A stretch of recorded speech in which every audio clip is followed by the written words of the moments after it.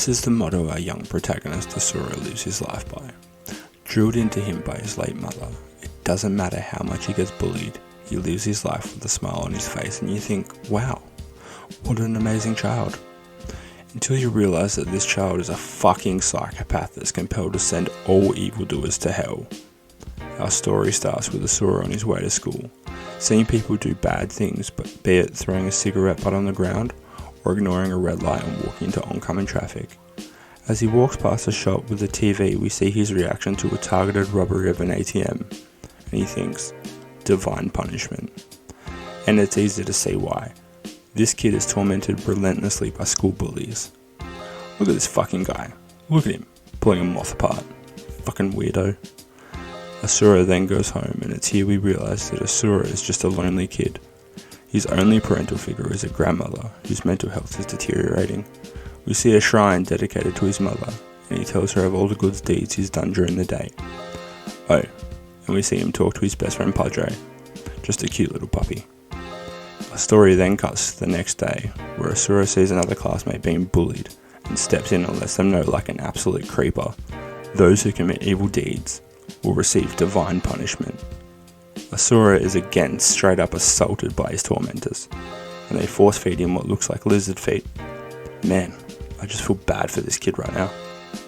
As if the lizard feet weren't enough, he's then fed a scrubbing brush for food from his grandmother, who actually thinks that he's his grandfather. She means well though. It's here that we see the story start to take a darker shift, as Asura meets a mysterious old man in a dark alley. I'm pretty sure that every child in the world is warned about stranger danger.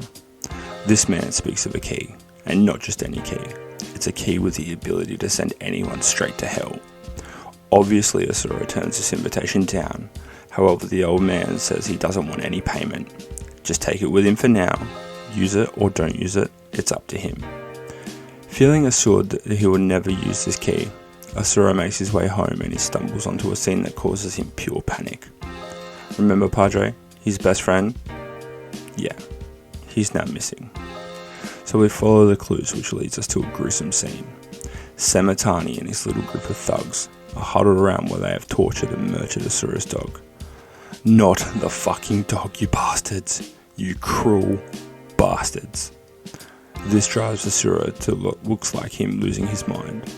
He starts laughing uncontrollably, and spouting off again about divine punishment and how God will seek retribution. It's here that Asura realises that he's completely on his own, and without hesitation, he stabs the key into Sematani's skull and turns. A gate to hell appears before them, and a giant hand emerges and pulls Sematani in with what I can only imagine is accompanied by an orchestra of screams and millions of tormented and lost souls. Asura then tells himself that this was a good deed.